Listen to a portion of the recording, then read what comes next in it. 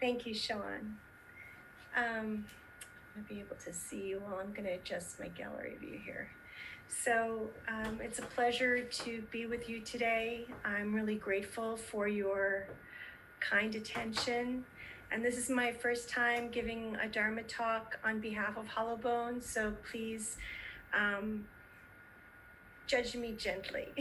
I've given lots of Dharma talks with my own Sangha, and I'm really grateful to see you here, Shin and Sunny and Koji. So the topic that I chose for this week's talk is the Zen of Right View.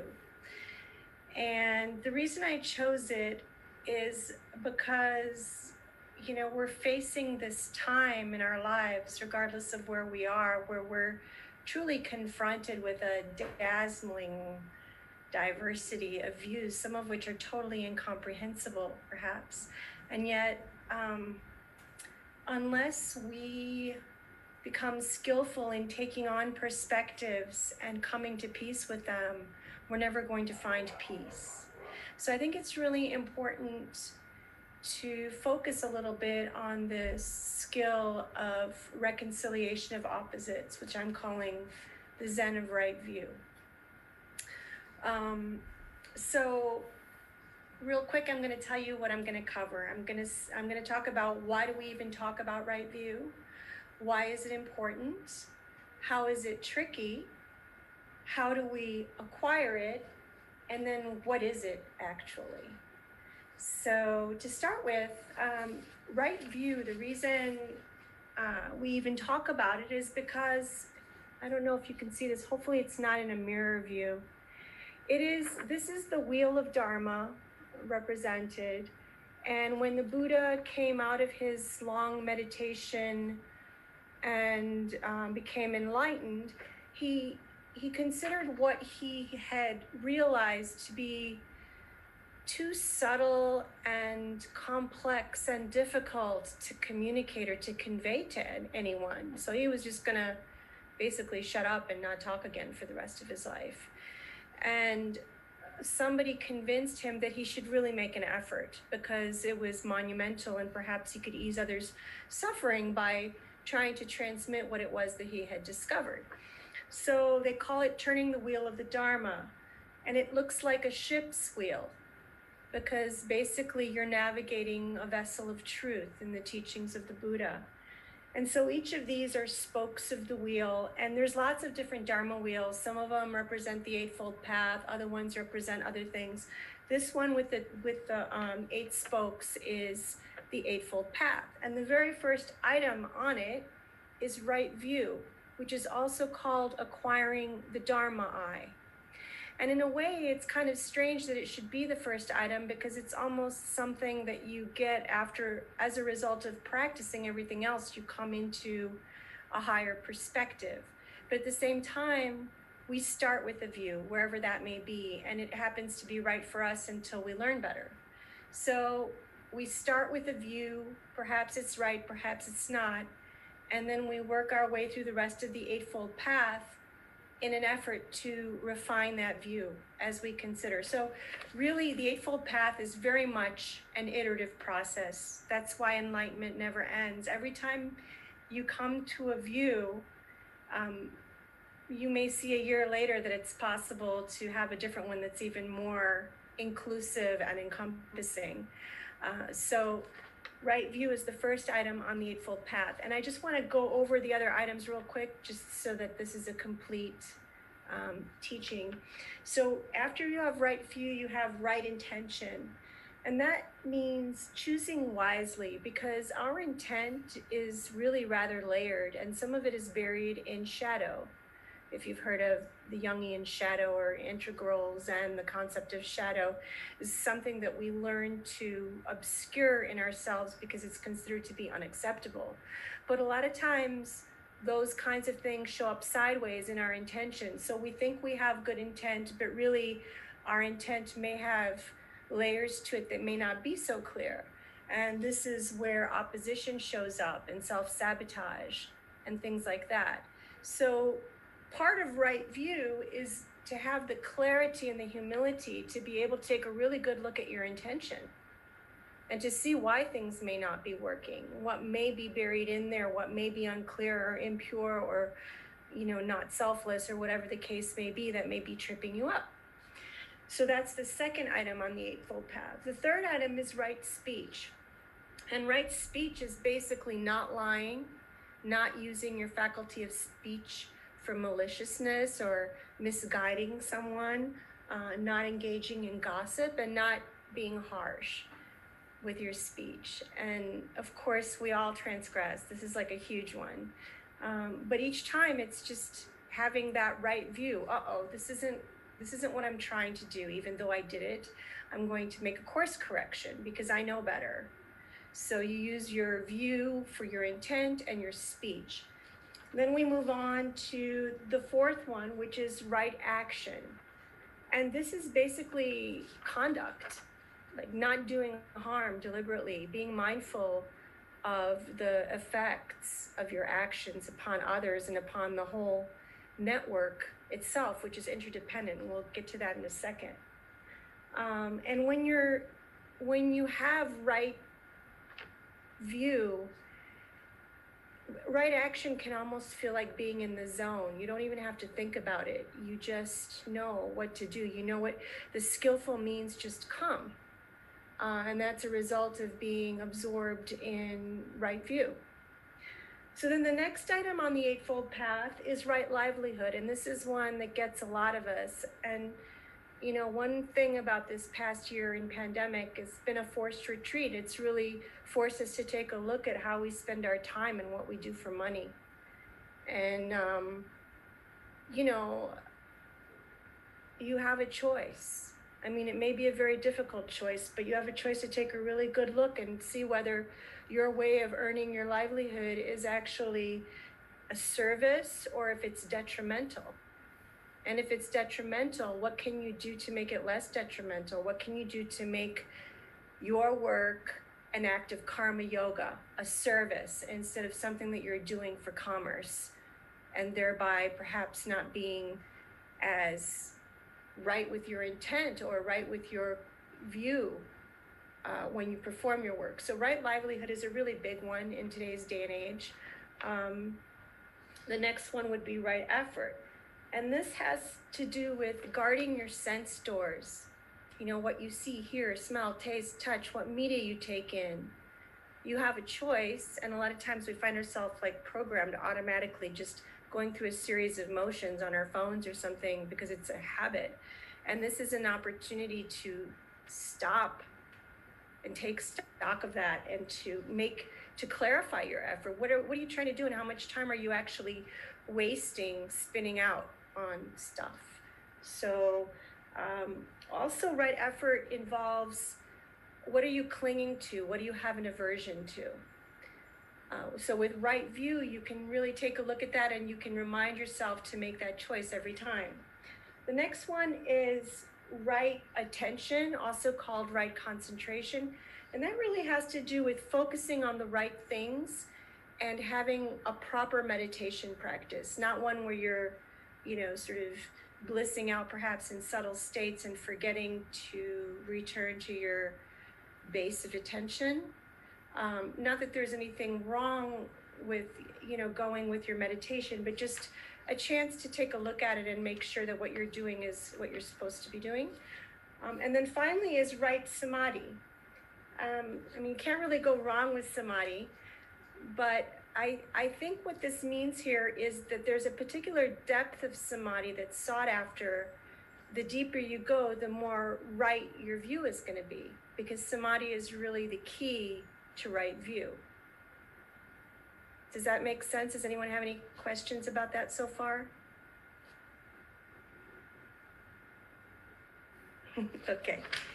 All right, so that is the Noble Eightfold Path, and like I said, it's an iterative process, and that's why we talk about right view, because it's one of the first things that the Buddha, first is the Four Noble Truths, and then the Eightfold Path is, follow the yellow brick road. So then, I forgot to talk about the categories. So real quick, right view and right intention are in the category of wisdom and insight.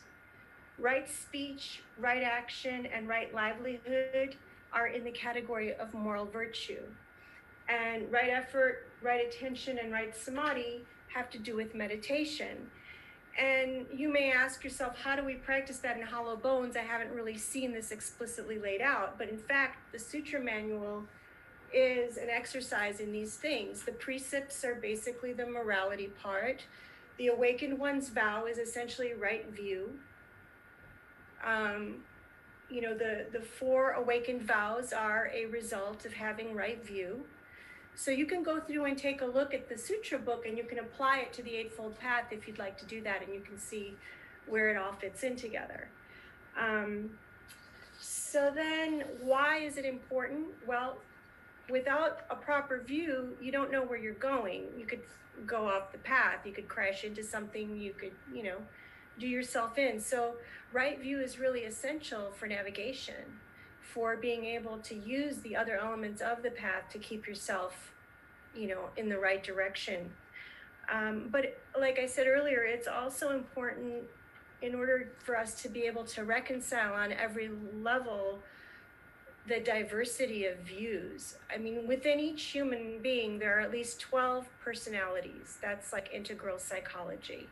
So there's 12 of us at least, and then every single person has 12, and then we're having, all this fighting going on. I mean, if just the level of war that's going on, the only way to transcend it is to include all those views and to really get an empathic sort of perception for it. You don't have to like it, you don't have to agree with it, but you have to be able to know where people are coming from and where your other selves may be coming from, because otherwise you can't love something if you don't understand it. And if you can't love it, there's no way it's going to come together. So unity really is the goal. And that's why we're talking about right view. So you gotta stop the fragmentation and pull it together and realize that we are all eyes on the seraphim. We are all part of the one mind, regardless of how atrocious or wonderful, we all may be. And then why is it tricky? Well, I don't know if you guys have ever felt stupid, but I feel stupid like almost on a, several hourly basis when what I thought was correct turns out to have been like, oh, so wrong. And so at first it's hard because it's hard to admit you're wrong, but once you've been wrong so much, it's hard to believe that you might be right. So there's this double side to it. It's like, do you have the confidence to know that you're finally, you've got clarity on a particular issue or a particular reconciliation? So there's this constant refinement and testing that has to take place. And there's this great speaker. His name is Ray Dalio. He's a guy in finance out of New York, and he gives some great talks, great inspirational stuff. And he talks about how you need to test your views. You got to always admit that there may be a chance for them to be refined in some way, but it's important who you choose to give you feedback. It's important that you choose someone whose perspective is at least at your level. So, that's a practice of discernment. You have to figure out who people are, because if you ask the wrong person, you can get the wrong advice and it can set you back because you were right and you thought you were wrong, for example. So that's just something to point out why it could be tricky. Also, right view, it's not something that can be held like an opinion. You kind of have to check in at every given moment and take a reassessment, take another look around. It's constantly changing because that's the nature of samsara. I mean, there are certain axioms like the 3 marks of existence, universally true. There is no self, pain is a given, and everything is transient. That doesn't change. But within that, everything else, at any given time, it really deserves another look. So that's another reason why it can be tricky. You can't allow your view to become an object of attachment. That leads to suffering, according to the Four Noble Truths. Whenever you become clingy, even to something that you know is right, it's no longer experientially true. It's an idea of something you think is true. So you really, to be honest, you got to feel it. You got to see it every single time. And then if you're not, go back to the practice. I say you, but I'm really talking to myself here. So that's how it goes with these Dharma talks, right? We say what we need to hear. Okay, so let's see. So yeah, you have to be careful that your view doesn't degenerate into a, an axiom or a doctrine or some kind of self-righteous opinion or whatnot. It's a tool for discernment, and you really have to, just know how to use it. So then how do you get it? So according to, so you don't have to listen to me. You can actually go to the source, which is this book, The Middle Length Discourses of the Buddha, Majjhima Nikaya, translated by Bhikkhu Namimoji. It's called the Sammaditha Sutra, and it's basically a long sutra on what right view is and what it's made of. And I don't have time, plus it's pretty deep, so I don't have time to get into it right now, but I encourage you to take a look at it to see what Shariputra, it wasn't the Buddha, but Shariputra actually who gave this lecture, what he has to say about right view. It's very interesting, and sometimes it's counterintuitive. But what it amounts to is basically someone who has right view understands down to their bones. I mean, there's two ways of understanding something: cognitively and then experientially. So I'm hoping by the end of this talk that perhaps you'll have a better cognitive understanding of right view, but then it's up to you to get the experience for it to be something that's felt and that actually does guide your behavior. So basically, Shariputra said that someone who has right view, first of all, understands the Four Noble Truths and then understands the concept of dependent origination. These two things together, if you understand them in their total implications, lead to right view. So what are they? Four Noble Truths. Everything that lives suffers. Basically, we have this illusion of separateness, and there is the suffering of pain, the suffering that comes with change, and the fear of death, which causes us to suffer. Then the second noble truth is that there is an origin, a cause to this suffering, and that cause is either clinging or aversion. We either want to hold on to something or we want to avoid it. And that's where the suffering comes from. The third thing is that suffering can be transcended. It can be let go of, it can be released. It can be, you can rise above it to the point where it's so small that it doesn't have the same impact. And the means for that is the Eightfold Path that we just went over a moment ago, of which the first item is right view. So it's kind of like a bootstrap operation. You just have to go with it and start wherever you are and just,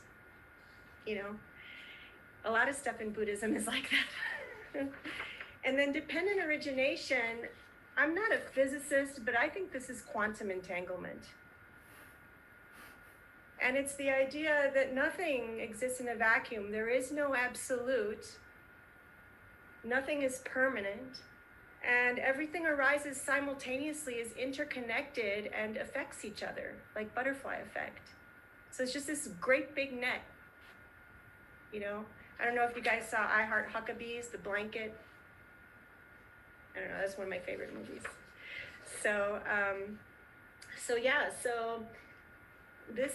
when you understand about suffering and you understand the interconnectedness of every aspect of existence and beingness, and you understand it really, really deeply, then you're able to come up with something like the Awakened One's Vow. Or then you can read it and really feel, those waters, they're alive. Those rocks, they're actually alive, So, let's see.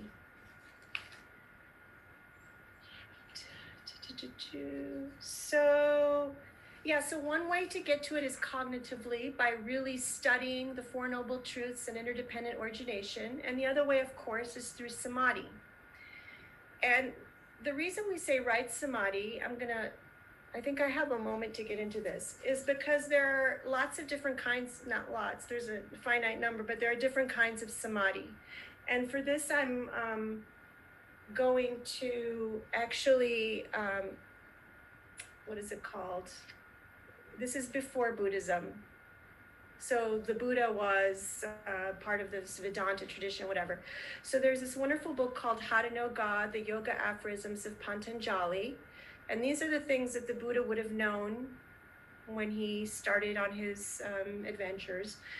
And there's some really great technical descriptions here of things that you can really use as sort of a map for your practice. And one of these is the different descriptions of samadhi. So I just want to read this one thing, because, and I could be wrong, this is just my intuition. I believe this is the kind of samadhi that gives you the pinnacle view. The one that once you see it, you don't forget.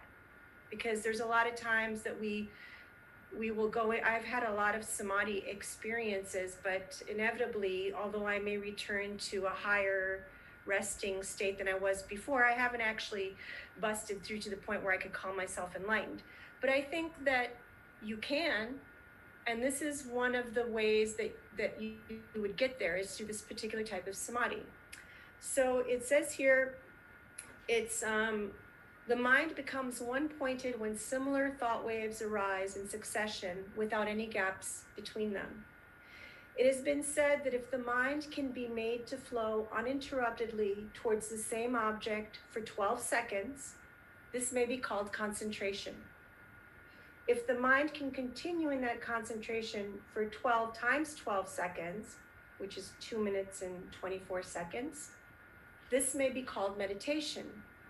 If the mind can continue in that meditation for 12 times that, which is 28 minutes and 48 seconds, this may be called a lower samadhi. And if this lower samadhi can be maintained for basically 5 hours, 45 minutes, and 36 seconds, we're talking about like uninterrupted flow, this will lead to Nirvikalpa Samadhi. And the thing is, you can't know unless you've been there, because if you're in Nirvikalpa Samadhi, you don't know until after you come out. So if you can get your meditation practice to the point where you can be absorbed for 5 hours and whatever amount of time, I mean, maybe before that too, but this is I'm promising myself that if I can just get my practice up to this level, that it'll be, like the no turning back breakthrough. Anyway, take it or leave it. It's just my particular take on the matter of what right samadhi might mean for right view. So what is it? How much time do I have here? Okay. So I'm not going to read this little story I have. There's a Chinese story. It's basically, is something good or is it bad? So you can take an event and you can look at it from one perspective and it's good or bad, and then something else happens and it reframes your former perspective. And you're like, oh, well, that was good. And then the next thing happens, like you're like, wait a minute, that first thing was definitely, it looks bad. It looks like it was bad now. So there's this not knowing, and that's one thing that we Zen people are really good at. We're able to hold our balance even though we don't know. Even though we don't know the outcome of something, we don't know the purpose for something, we can just stand in cognitive dissonance without falling apart. And that's really important, because every time you get a view correction, cognitive dissonance is a direct result. So when you get corrected, the first time I get corrected on something that I really think I'm right about, the first thing is disbelief. I might even feel mocked, like I'm going to mock the other person, like that's stupid, And then as it begins to set in, there might be some anger, maybe some shame about the ignorance that you now see you might have had. And you got to deal with yourself compassionately. And then there might be a period of time where you're just quiet, because you're absorbing it, you're watching your new view, fulfill itself. And then you acknowledge it. And of course, the last step is trying to convert everybody else and let them know that they're wrong because you found the newest right view. It's human nature, right? So anyway, cognitive dissonance is something we have to deal with if we're serious about getting, and maintaining right view, and always checking ourselves on that. So, so I guess I will end. I just want to read the Awakened One's vow again, because all these words are not necessary. You can just read that and really feel into it, and have right view if you really take it to the limit. So this is page 9 of your sutra books. And just read it with me, and let's try to do that psychic network sort of interdependent sort of instant enlightenment thing together. Awakened One's vow.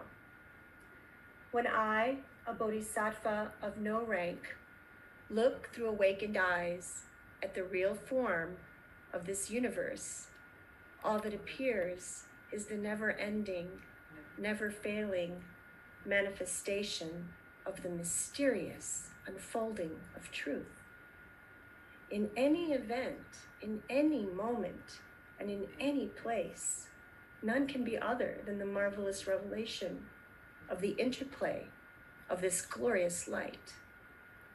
This realization has been the transformational moment, causing all of our masters and mentors, patriarchs and matriarchs, to experience true freedom and joy beyond comprehension, and to then extend tender care with a worshiping heart to all beings, beasts and birds, trees and flowers, even rocks and waters.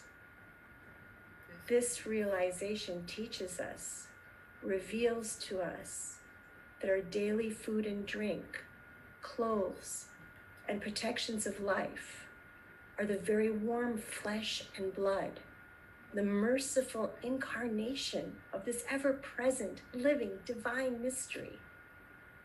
Who then can be ungrateful or disrespectful, even to senseless things as well as to human beings? Even though some may appear to be fools or so-called enemies, we will remember to be warm and compassionate towards them. If by chance they should turn against us, abuse us, persecute us, we will remember our fearless heart, our path of wisdom, compassion, nonviolence, and skillful means. Before we react, we will consider deeply the personal and collective karma that brought these conditions and circumstances upon ourselves. Then, with each moment's arising flash of our normal feelings and thoughts, we will simultaneously recognize within us a field of pure awareness, wisdom, compassion, and skillful means. All of our minds will now reveal a true awakened one, a Christ, a Buddha, a Tara, compassionately aware and ready, fearless and wise, acting skillfully and appropriately. Then all of our combined actions will create a new world, a world of love and caring, defended and ordered. May we awaken and recognize this mind throughout the whole universe, so that we and all beings together may experience maturity in awakened mind, wisdom. Thank you so much, everyone. Thank you.